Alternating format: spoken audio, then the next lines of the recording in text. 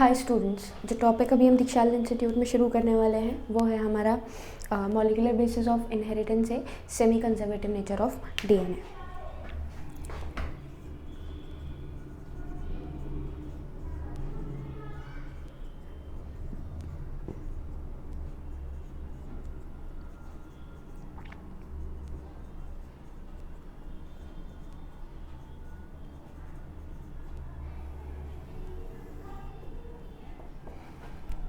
हमने सबसे पहले जेनेटिक मटेरियल के बारे में समझा था, जेनेटिक मटेरियल के बारे में जाना था कि बॉडी का जेनेटिक मटेरियल क्या होता है, उसके कैरेक्टरिस्टिक फीचर क्या हैं, होने चाहिए।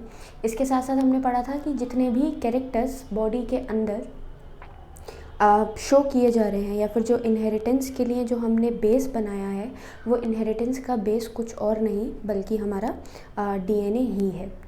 तो जब भी आप डीएनए की बात करते हैं तो इस डीएनए का मतलब क्या है? इस डीएनए का मतलब है कि जितना भी स्ट्रक्चर आपके पास प्रेजेंट है उसमें कौन कौन से कैरेक्टर्स कैरी किए जाएंगे, कितने कैरेक्टर्स जो हैं वो हमारे आगे बढ़ेंगे, पेरेंट्स से प्रोजेनी के अंदर जो सिमिलैरिटीज़ आती हैं वो सब डीएनए की वजह से आती थी।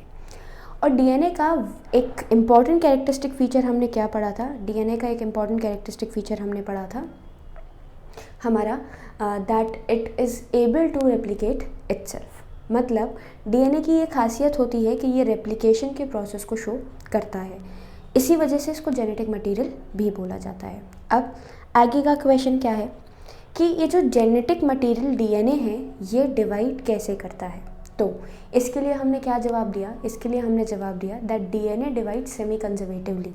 What do you mean by semi conservative nature? तो सेमी कंजर्वेटिव नेचर का मतलब होता है हमारा जब डीएनए रेप्लिकेट करेगा तो रेप्लिकेशन के टाइम पर इसका जो पेरेंटल स्ट्रैंड है वो डिवाइड होकर दो डॉटर डीएनएज में ब्रेक होता है और दोनों डॉटर डीएनए में पेरेंटल डीएनए के स्ट्रैंड्स प्रेजेंट होते हैं। This is called the semi conservative nature of the DNA. अब ये जो सेमी कंजर्वेटिव नेचर की आप बात करते हैं, ये सेमी कंजर्वेटिव नेचर बेसिकली आपका कॉपी करवाने के बेसिस पे हमारे कई सारे एक्सपेरिमेंट हैं, जैसे टेलर के अलावा भी कई सारे साइंटिस्ट थे जिन्होंने इन एक्सपेरिमेंट को जो है वो परफॉर्म करवाया। तो 1957 में 1952 में डिस्कवर हुआ था डीएनए का स्ट्रक्चर, जो कि हमारे अल्फ्रेड हर्शे और मार्था चेस के थ्रू डिस्कवर किया गया था। और दूसरी अगर मैं बात करूं यहाँ पे 1957 में टेलर और उनके अलावा भी कई सारे लोग थे जिन्होंने मिल के एक डीएनए का सेमी कंजर्वेटिव नेचर को शो किया। बेसिकली अब जैसे मैंने आपको रेडियो एक्टिविटी समझाई थी अल्फ्रेड हर्शे और मार्था चेस के एक्सपेरिमेंट में, बिल्कुल कुछ उसी तरीके से हमारे पास यहाँ पर भी हम जब डीएनए को ग्रो करवाते हैं तो डीएनए को हम आइसोटोपिक कंटेंट में ही मतलब आइसोटोपिक मीडियम में ही ग्रो करवाते हैं। और आइसोटोप में मैं यहाँ पर इस्तेमाल करती हूँ नाइट्रोजनस कंपोनेंट का। क्यों? क्योंकि जो डीएनए है उसमें सबसे इम्पॉर्टेंट पार्ट आपका नाइट्रोजनस बेस है और ये जो नाइट्रोजनस बेस है, ये नाइट्रोजनस बेस आपका सबसे ज़्यादा क्वांटिटी में डीएनए में प्रेजेंट होता है। तो हम सबसे पहले जब डीएनए का रेप्लिकेशन करवा रहे हैं तो सेमी कंजर्वेटिव रेप्लिकेशन के लिए जब प्रूफ किया मिजेल्सन और स्टेल का जो डीएनए था, बेसिकली हम बात करते हैं, उन्होंने एस्चेरेशिया कोलाई को कुछ जेनरेशन तक किसके मीडियम में ग्रो करवाया? हैवी आइसोटोप ऑफ नाइट्रोजन के मीडियम में ग्रो करवाया। अब वो मीडियम किस चीज़ का था? वो मीडियम था हमारा NH4Cl। NH4Cl ये जो NH4Cl है ये बेसिकली N15, मतलब ये नॉर्मल NH4Cl नहीं है, ये हमारा हैवी NH4Cl है। हैवी क्यों बोला? क्योंकि नॉर्मल नाइट्रोजन आपका 14th 14 एटॉमिक नंबर शो करता है, लेकिन एटॉमिक मास शो करता है, लेकिन मैंने यहाँ पर 15 लिखा है, मतलब हैवी आइसोटोप हो गया।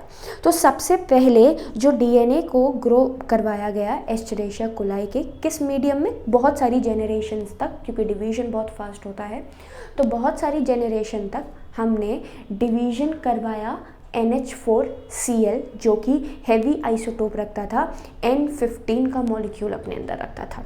अब जब डिवीजन होगा तो नाइट्रोजन की ज़रूरत होगी, और जब नाइट्रोजन की ज़रूरत होगी तो ये नाइट्रोजन इस हैवी आइसोटोप से आपके डीएनए के अंदर इनकॉर्पोरेट करवा दिया जाएगा, जिसकी वजह से डीएनए में जितना मॉलिक्यूल है वो पूरा का पूरा किससे अब बना हुआ होगा, तो N14 की बजाय N15 से बना होगा। आप सैंपल को देखते जाएंगे, और इसको हम सेंट्रीफ्यूगेशन के थ्रू, पता कैसे चलता है, क्योंकि भाई ऑब्वियसली डीएनए में जो आइसोटोप्स प्रेजेंट हैं तो वो N15 का ऊपर टैग तो देते नहीं हैं, फिर हमें कैसे पता चलता है कि भाई हैवी नाइट्रोजन जुड़ी हुई है या फिर आपका लाइट नाइट्रोजन मतलब N14 का मॉलिक्यूल ही जुड़ा हुआ है। तो उसका जवाब हम क्या देते हैं, उसका जवाब हम देते हैं कि यहाँ पे जो मॉलिक्यूल है, ये मॉलिक्यूल आपका सेंट्रीफ्यूगेशन के थ्रू पता किया जाता है कि हैवी है या फिर लाइट है। अब जब डिवीजन शुरू करवाया तो डिवीजन शुरू करवाने पे आपने ई कोलाई को सबसे पहले डिवाइड करना शुरू किया। डिवाइड करना शुरू करने पे मैं यहाँ पर डीएनए की जगह क्रोमोसोम का डायग्राम बना देती हूँ, ताकि बार बार आपको डीएनए से कन्फ्यूजन ना हो। ये वो ई कोलाई का क्रोमोसोम या डीएनए कह सकते हैं हम, जो कि आपका किस में ग्रो किया हो, NH4Cl में। ये N15 का आइसोटोप दिखा रहा है। अब when it will starts dividing, तो भाई 1 से 2 बनते हैं, तो 1 से 2 बनने पे रेप्लिकेशन होता है, और रेप्लिकेशन होने पर आपके 2 मॉलिक्यूल कुछ इस तरीके से बन जाते हैं।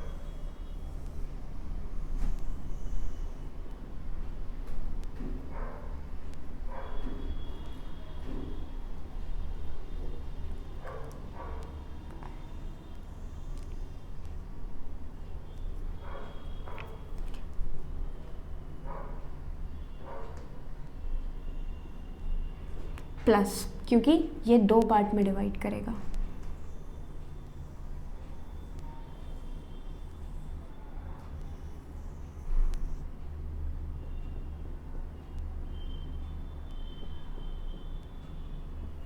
ये देख सकते हैं आप, 2 पेरेंटल स्ट्रैंड 2 पार्ट्स में क्या हो चुके हैं, ब्रेक हो चुके हैं। थर्ड पार्ट हमने क्या देखा, थर्ड पार्ट में आपके 4 डीएनए के स्ट्रैंड्स बनेंगे। मैं थोड़ा छोटा बना देती हूँ ताकि सारा पार्ट इसमें ही आ जाए।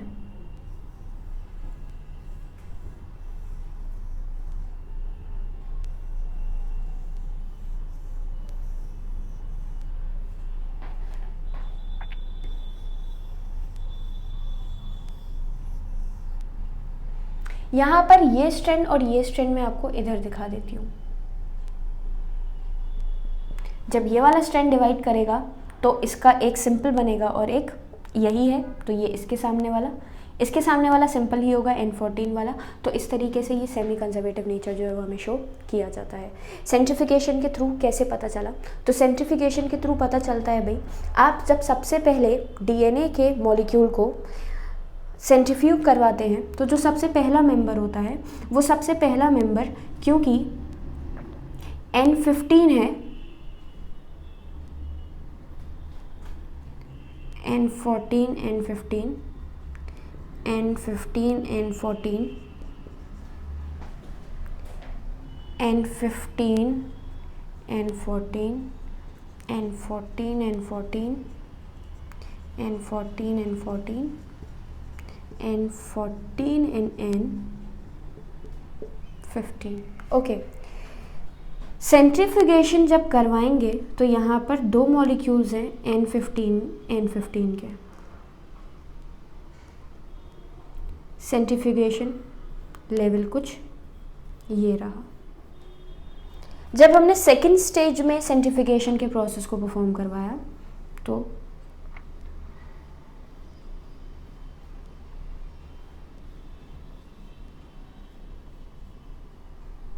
N14 N15 और इस वाले पार्ट में आपको देखने को मिलेगा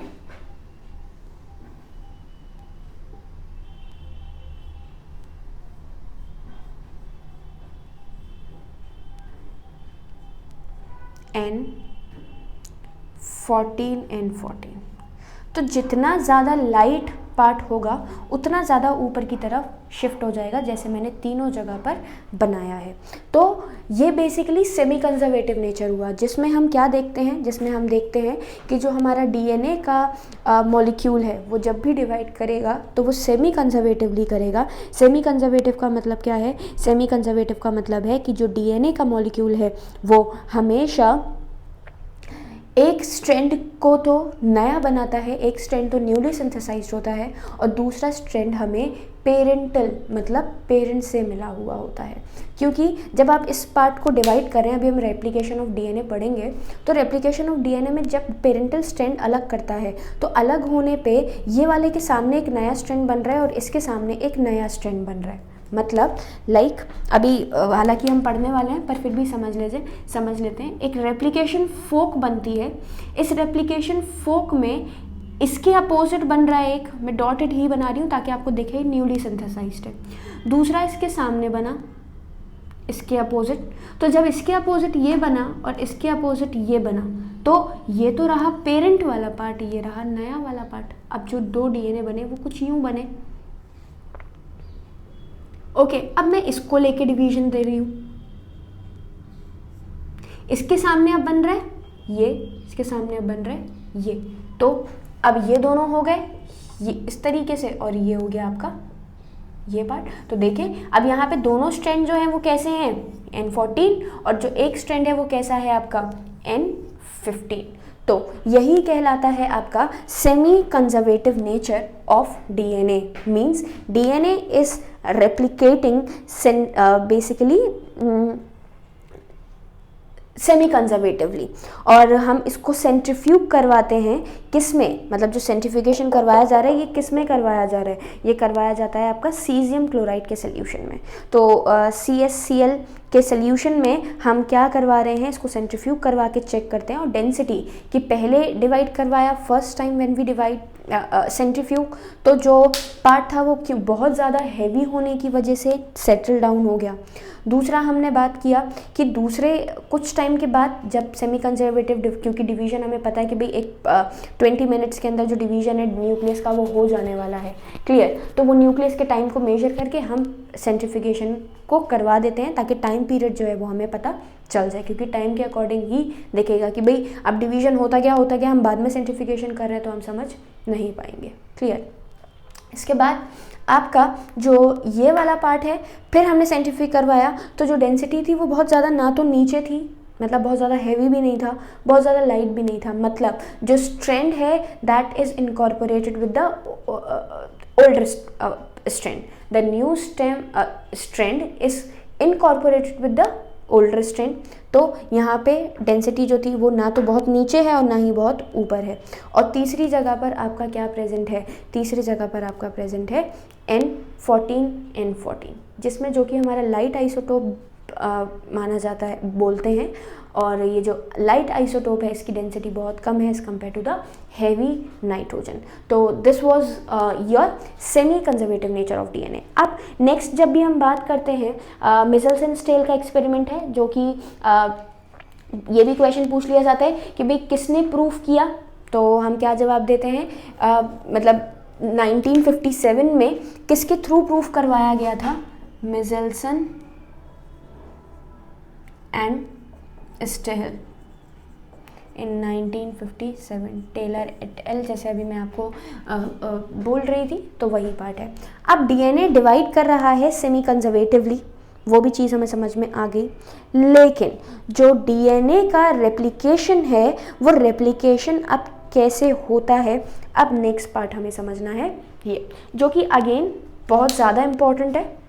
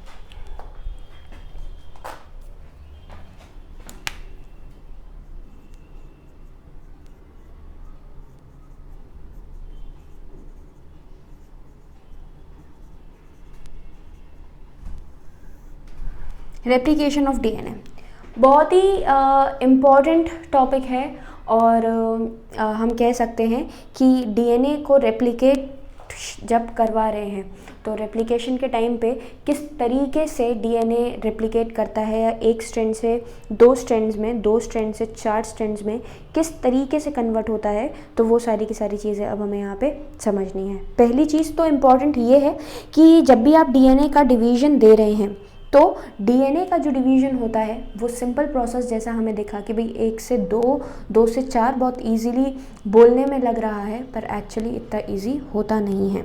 यहाँ पे जो पूरा का पूरा डिवीज़न आप परफॉर्म करवा रहे हैं, ये डिवीज़न में हम क्या करते हैं, इस डिवीज़न में हम कई सारे एंजाइम्स की हेल्प लेते हैं, कई सारे एंजाइम्स की मदद लेते हैं, और यही एंजाइम्स क्या करते हैं, आपका डिवीज़न को परफॉर्म करते हैं। तो जब भी आप डिवीज़न परफॉर्म करवाएंगे तो अगर एंजाइम्स की प्रेजेंस नहीं है तो डिवीज़न परफॉर्म नहीं हो सकता। सबसे पहली चीज़ हम बात करें तो जो रेप्लिकेशन शुरू होगा, तो रेप्लिकेशन शुरू करने से पहले, जैसे हम पहले भी डिस्कस कर चुके हैं कि denaturation of basically what DNA. Denaturation of DNA क्या है? डीनेचुरेशन का मतलब होता है जिस तरीके से डीएनए के दो स्ट्रैंड्स आपस में एक दूसरे के साथ जुड़े हुए हैं। अब क्योंकि स्टेबिलिटी है, पर ये भी नहीं कहेंगे कि पूरा इतना स्टेबल है कि हीट देने के बाद भी उसमें कोई चेंज ना आए, तो ये गलत होता है। तो हम क्या बोलते हैं कि भाई अगर डीएनए को बहुत ज़्यादा हीट दिया जाता है तो डीएनए के दोनों स्ट्रैंड्स जो हैं वो अलग हो जाते हैं। ये सेपरेट हो रहे हैं आपका किसके लिए? ये सेपरेट हो रहे हैं ताकि एक प्रॉपर सेपरेशन जो है वो हम बना सकें। लेकिन मतलब क्योंकि टेम्परेचर बढ़ा, लेकिन जब आप दूसरी बात करते हैं कि हमें जब रेप्लिकेशन के फिनोमेना को, रेप्लिकेशन के प्रोसेस को शुरू करवाना है, तो रेप्लिकेशन के प्रोसेस को शुरू करवाने के लिए हमें भी मतलब हमें फिर से अपने आप से इन दोनों डीएनए के स्ट्रैंड्स को अलग करना पड़ता है। और जो दोनों के बीच में ब्रेकिंग हो रही है, क्योंकि यहाँ पर हमने 3 बॉन्ड्स पढ़े हैं, 11th स्टैंडर्ड में बहुत डिटेल में मैंने आप लोगों को पढ़ाया था। डीएनए के अंदर 3 बॉन्ड्स हैं। सबसे पहला बॉन्ड है हमारा फॉस्फोडाइस्टर बॉन्ड, जो कि फॉस्फोरस को शुगर से जोड़ने का काम करता है।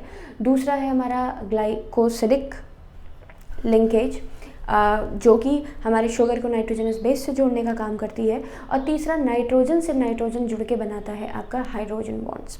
तो whenever you are talking about the hydrogen bonds, तो ये हाइड्रोजन बॉन्ड बहुत ही इजीली ब्रेकेबल होते हैं और रेप्लिकेशन के टाइम पे जब तक नहीं खुलेंगे, जब तक रेप्लिकेशन नहीं होगा। जब रेप्लिकेशन के प्रोसेस को परफॉर्म करवाना है, तो रेप्लिकेशन को परफॉर्म करवाने के लिए सबसे पहले इन डीएनए के स्ट्रैंड्स को अलग करना होगा। लाइक ये डीएनए के स्ट्रैंड्स हैं तो ये अलग होते जाएंगे और सेपरेट हो जाएंगे, ताकि जब सेपरेट होना शुरू हो तो सेपरेट होना शुरू होने पर इनके अपोजिट एक दूसरा स्ट्रैंड जो है वो फॉर्म होता जाए। तो सबसे पहले और सबसे इम्पॉर्टेंट वो एंजाइम जो कि अनवाइंडिंग करने का काम करता है, अनवाइंडिंग मतलब जो डीएनए के कॉइल्स बने हुए हैं इनको खोलने का काम करेगा। ये जो कॉइल बना हुआ है, इस कॉइल को खोलने का जो काम करेगा वो पार्ट आपका क्या कहलाता है? अनवाइंडेज कहलाता है। और जो डीएनए की वाइंडिंग को खोल दे वही आपका अनवाइंडेज होगा। और यहाँ जो एंजाइम प्रेजेंट है वो हमारा है हेलिकेस। दोनों मतलब जो डीएनए के स्ट्रैंड्स में जो हाइड्रोजन बॉन्ड्स प्रेजेंट थे, उन हाइड्रोजन बॉन्ड को अलग कर दिया। हाइड्रोजन बॉन्ड्स को अलग करने के बाद, क्योंकि हाइड्रोजन बॉन्ड ही दो स्ट्रैंड्स को आपस में जोड़ के रखा हुआ है, जब तक ये अलग नहीं होंगे, जब तक नया स्ट्रैंड सिंथेसाइज नहीं होगा। तो सबसे पहले मैंने क्या किया? सबसे पहले मैंने अनवाइंडेज की हेल्प से हाइड्रोजन बॉन्ड्स को ब्रेक किया, तोड़ा और आपका सिंपल बॉन्ड्स दोनों स्ट्रैंड्स को अलग कर दिया। अब क्या होता है, जब अनवाइंडिंग क्रिएट होती है तो tension in the uncoiled part by forming more super coils as also been done. How? भाई मैंने बोला कि एक मेरे पास रोप है, उस रोप के जो वाइंस हैं, जो सिंपल अगर हम समझ लेते हैं वाइंस हैं, उन वाइंड को अगर मैं खोलती हूँ तो वो पीछे से सुपर कॉइल हो जाता है। ठीक है, कोई धागा है मेरे पास, उसको मैं खोल रही हूँ तो नीचे से वो और ज़्यादा टर्न हो जाएगा, टॉर्शन जो है वो और ज़्यादा बढ़ जाता है। तो अब यहाँ पर क्या होता है, यहाँ पे जो और वाइंडिंग है उसको रोकने, मतलब उसको रोकने का काम, जो यहाँ से खोलने पर पीछे जो कॉइलिंग हो गई उसको खोलने का काम करता है आपका टोपोआइसोमरेज। एक एक दूसरा एंजाइम का नाम मैंने लिया जिसको हम बोलते हैं आपका टोपोआइसोमरेज। ये जो टोपोआइसोमरेज है ये सुपर कॉइलिंग को खोलने का काम करता है। अब जो डीएनए है वो पूरी तरीके से कभी भी ओपन नहीं होता, हमेशा एक छोटा सा फोक बनता है, फोक कांटा, जिससे हम फ्रूट्स वगैरह खाते हैं तो वो फोक कहलाता है। क्लियर? तो वो जो फोक है उसका मतलब क्या है कि पूरे पीछे से तो कनेक्टेड है, पीछे से तो जुड़ा हुआ है, लेकिन पॉइंट पे से कितने पार्ट्स में डिवाइडेड है? 2 पार्ट्स में डिवाइडेड है। तो यही क्या कहलाता है? आपका फोक। और डीएनए जब भी खुलता है, जैसे मैंने बोला कि अनवाइंडिंग, डीएनए को सेपरेट करने के लिए हमने यहाँ पर क्या किया है, दोनों स्ट्रैंड्स को एक साथ जोड़े रखा है हाइड्रोजन बॉन्ड से, और जब रेप्लिकेशन करवाना है तो उन हाइड्रोजन बॉन्ड को ब्रेक कर दीजिए और उसके अपोजिट 2 स्ट्रैंड्स बना दीजिए। उसके अपोजिट जो 2 स्ट्रैंड्स बनेंगे, ये दोनों स्ट्रैंड्स आपके क्या करते हैं, ये दोनों स्ट्रैंड्स अब रेप्लिकेशन के प्रोसेस को, मतलब उनके अपोजिट कॉम्प्लीमेंट्री बेस पेस बन के और एक नया स्ट्रैंड जो है वो बन जाएगा। तो सबसे पहले रेप्लिकेशन को कराने के लिए मैंने अनवाइंडिंग करी। अनवाइंडिंग डजंट मीन कि आप पूरे के पूरे डीएनए के स्ट्रैंड को एक साथ खोल दें। क्लियर? क्यों नहीं खोल सकते? क्योंकि भाई एक बहुत ही प्रिसाइज प्रोसेस है। अगर पूरा डीएनए खुल जाता है एक साथ तो कई सारी कॉम्प्लिकेशंस जो हैं वो हो सकती है। ऊपर से एनर्जी बहुत लेगा, उसको होल्ड करने के लिए हमारे पास मतलब अलग अलग एंजाइम्स होते हैं, म्यूटेशन जो है वो हो सकता है। तो उन सब चीज़ों से प्रोटेक्ट करवाने के लिए हम हाल के हाल कुछ इस तरीके से रेप्लिकेशन करवाते हैं। Like it is your DNA,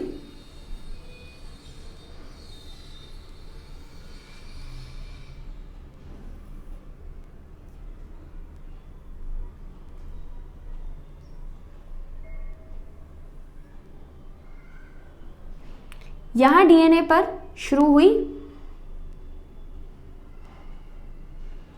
opposite pairing, और जब अपोजिट पेयरिंग चलना शुरू होगी तो धीरे धीरे ये अब कुछ यूं हो जाएगा।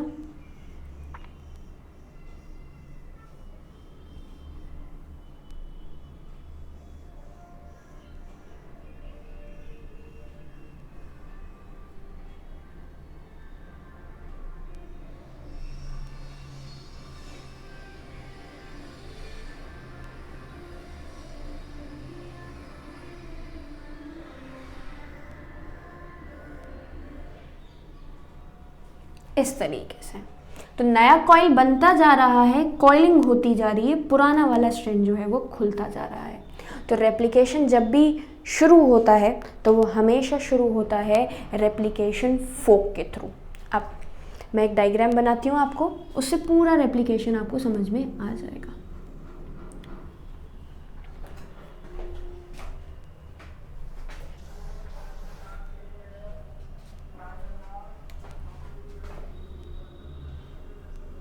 I am not showing you the coiling here, coiling होती है, उसको शो करने से अब कोई फ़ायदा नहीं है।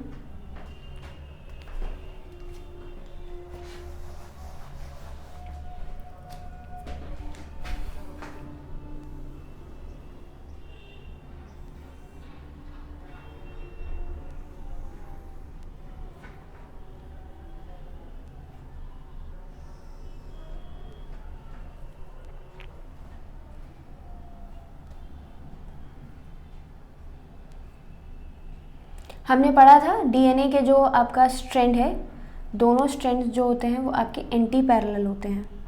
एंटी पैरेलल का क्या मतलब है? अपोजिट। अपोजिट मतलब बेसिकली दोनों का जो डायरेक्शन होगा वो यूँ होगा। अगर एक डायरेक्शन में आ रहा है तो दूसरा हमेशा उसके अपोजिट डायरेक्शन में जाएगा। क्लियर? तो मैं यहाँ पे मार्क कर सकती हूँ, मतलब 3 to 5 अब ये 5 है तो इसके अपोजिट ऑब्वियसली 3 होगा, और ये हो गया आपका 5। This is called anti polarity. Replication भी हमेशा एक ही डायरेक्शन में होता है, दैट इज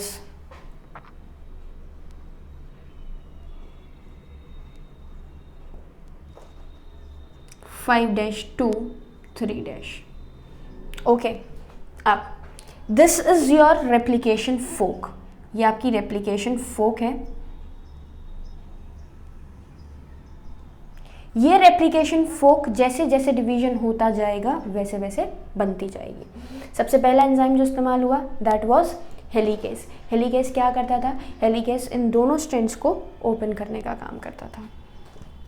रेप्लिकेशन हमेशा किस डायरेक्शन में होता है? 3' to 5' डायरेक्शन में। ये बने हैं यहाँ पर इसके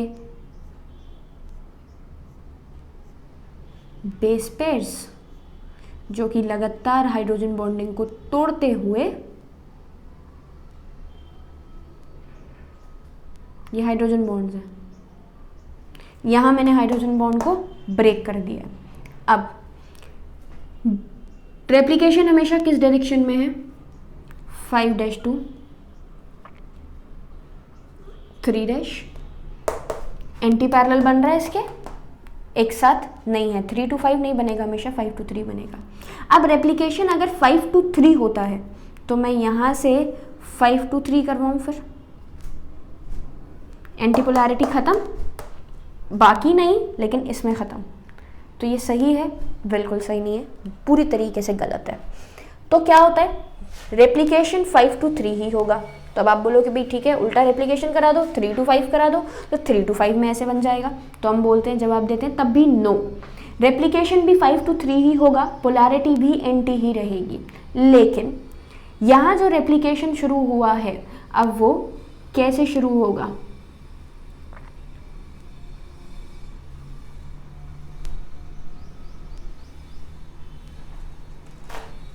five dash to 3', 5' to 3', 5' to 3'।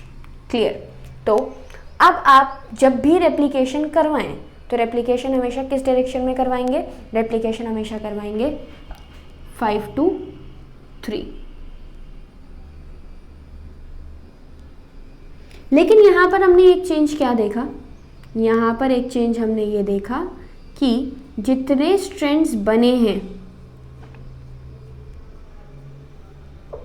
इस स्ट्रैंड में, ये स्ट्रैंड तो कंटिन्यूअस है लेकिन ये टूट टूट के बन रहा है। भाई जितना खुलेगा, लॉजिकल सी चीज़ समझिएगा, यहाँ से मैं यहाँ कॉर्नर में छोटा सा बना देती हूँ, इतना खुला तो ये स्ट्रैंड बन गया, ये तो यहाँ कंटिन्यूअस है। अब जब ये फर्दर आगे और खुलेगा तो ये तो इस डायरेक्शन में जा रहा है, तो इसमें तो कोई फ़र्क नहीं आएगा। लेकिन जो ये यहाँ से यहाँ तक बन चुका था अब वो भी यहाँ से आगे आएगा, क्योंकि दोबारा उसको 5 to 3 शुरू करना पड़ेगा। फिर आगे बढ़े, ये तो एज इट इज आगे बढ़ जाएगा। ये दो बन चुके हैं, अब ये और खुला तो उल्टा तो जा नहीं सकता, तो ये फिर से नए तरीके से शुरू करके एक दोबारा स्ट्रैंड बनाएगा। तो इस वजह से ये हमेशा किस में बनते हैं? छोटे छोटे फ्रेगमेंट्स में बनते हैं। जो नया स्ट्रैंड बन रहा है वो किस में बन रहा है? छोटे छोटे फ्रेगमेंट्स में बन रहा है। और यही जो छोटे छोटे फ्रेगमेंट्स बन रहे हैं ये दो स्ट्रैंड्स हैं, एक वो जो कंटिन्यूस बना रहा है, एक वो जो डिसकंटिन्यूस बना रहा है। इसको मैं बोल सकती हूँ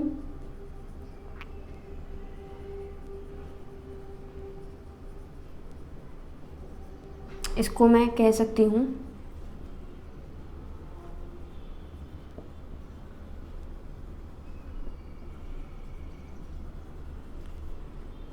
continuous strand and discontinuous strand. जो कंटिन्यूअस स्ट्रैंड है वो जिसके अपोजिट बनता है वो कहलाता है आपका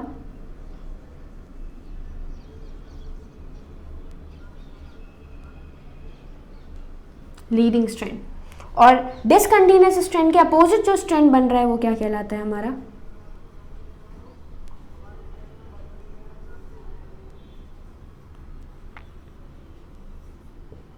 लेगिंग स्ट्रैंड। ओके, तो अब हमने क्या बोला?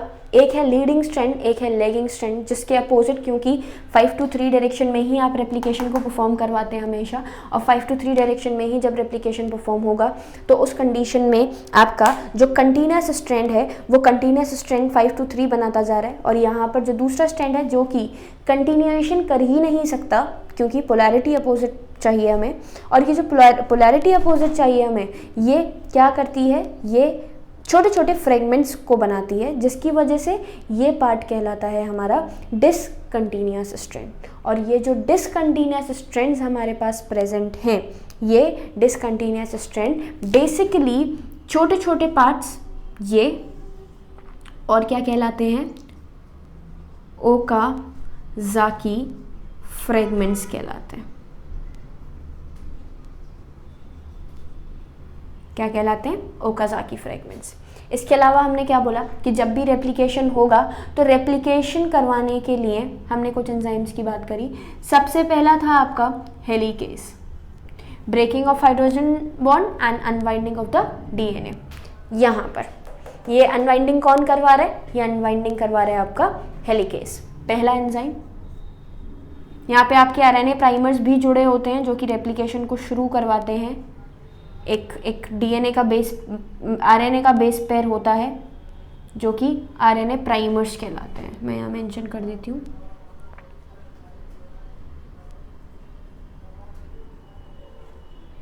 क्योंकि एंजाइम्स के बिना कोई काम यहाँ पर नहीं चलना। तो सबसे पहले हमने बात करी हेलिकेस की।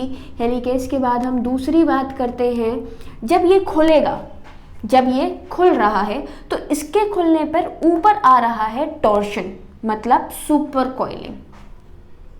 इसको मैं अनवाइंडेज भी लिख सकती हूँ, जो क्योंकि या फिर सिंपल लिखते हैं अनवाइंडिंग करवाता है। क्लियर। दूसरा है टोपो आइसोमरेज, स्टॉप सुपर कॉइलिंग। किस चीज को रोक देता है, सुपर कॉइलिंग को रोकने का काम करता है। क्लियर। मतलब topoisomerase will remove the super coiling of the DNA, DNA की सुपर कॉइलिंग को रोकने का काम करेगा। क्योंकि जब नीचे से स्ट्रैंड्स को तोड़ रहे हैं तो उसको खोलने पर ऊपर में आपके एक कंटिन्यूस, हम बोल सकते हैं कि क्या आ जाते हैं, एक एक्स्ट्रा टॉर्शन लग जाता है। वही एक्स्ट्रा टॉर्शन किसकी वजह से लगा, आपका टोपो आइसोमरेज की वजह से। थर्ड में बात करती हूँ आपकी किसकी, अब ये जो स्ट्रैंड्स, ये तो कंटिन्यूस बनता जा रहा है, ज्वाइन कर जाएगा, कोई दिक्कत नहीं है। आरएनए प्राइमर्स के बारे में मैंने आपको बता दिया। प्रॉब्लम इज कि ये जो छोटे छोटे फ्रेगमेंट्स बन रहे हैं, क्या ये छोटे छोटे डीएनए बनाएंगे? क्योंकि ये स्ट्रैंड तो कंटिन्यूस है, ये डिसकंटिन्यूस है। फिर क्या होता है भाई, तो यहाँ पर हमारे पास एक एंजाइम और प्रेजेंट होता है जिसको हम बोलते हैं डीएनए लाइगेज। क्या कहते हैं, DNA ligase. What is the function of the DNA ligase? So basically DNA ligase is responsible for joining the Okazaki fragments to form the continuous strand. Okazaki joining, दो डिसकंटिन्यूस स्ट्रैंड्स को आपस में एक दूसरे के साथ जोड़ने का काम करता है DNA ligase. Clear. RNA primer की एसेंशियलिटी क्यों है भाई? For initiation of the new DNA chain. यहाँ पर नई डीएनए की चेन को बनाने के लिए आरएनए प्राइमर लगाया।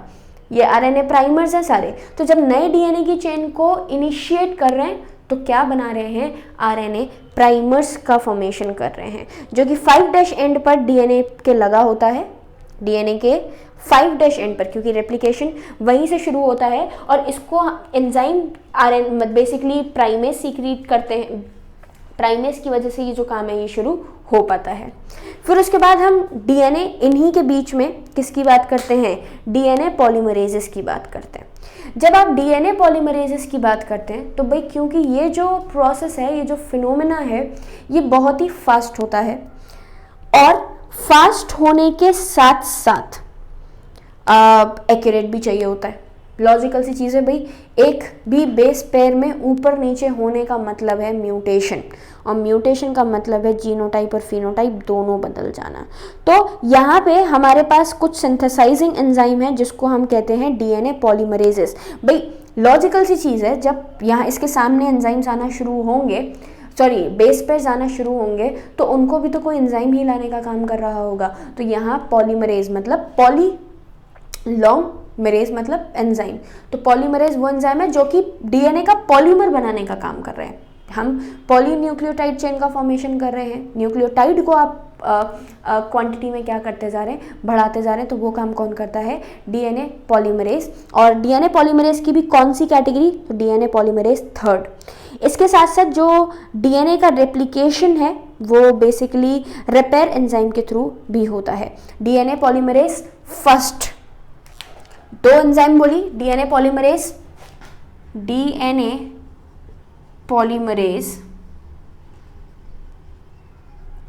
First, DNA polymerase second, DNA polymerase third. First polymer बनाने का काम कर रहा है, बेस पेयर को लाएगा और जोड़ेगा। डीएनए पॉलीमरेज सेकेंड की बात पढ़ते हैं अभी। डीएनए पॉलीमरेज थर्ड है एक तरीके का रिपेयर एंजाइम।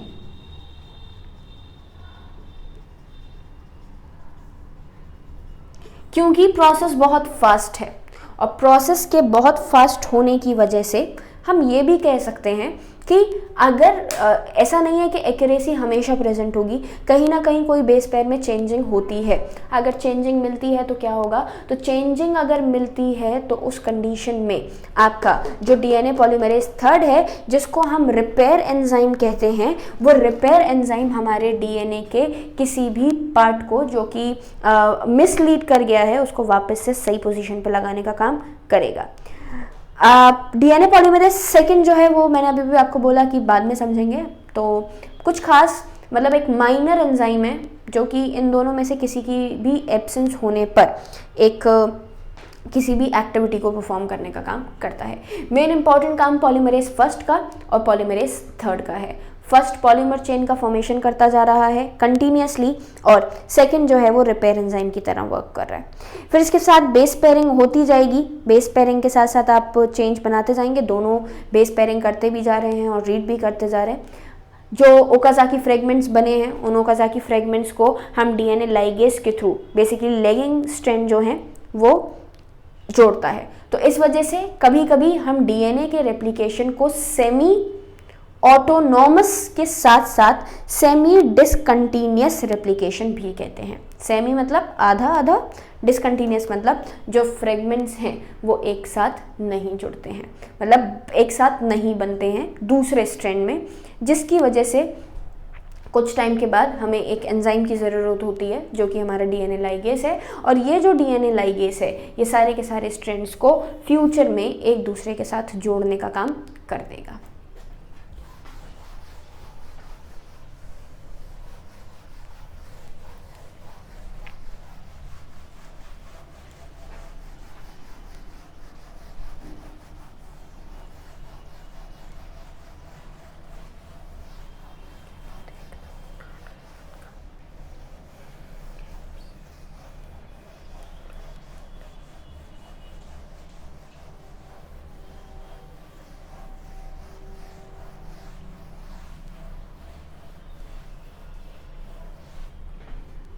सो रेप्लिकेशन कंप्लीट हो गया। अब इसके बाद हमारा central dogma of molecular biology है जो कि अगेन बहुत ही ज़्यादा इंपॉर्टेंट टॉपिक है, वो हम नेक्स्ट क्लास में डिस्कस करेंगे।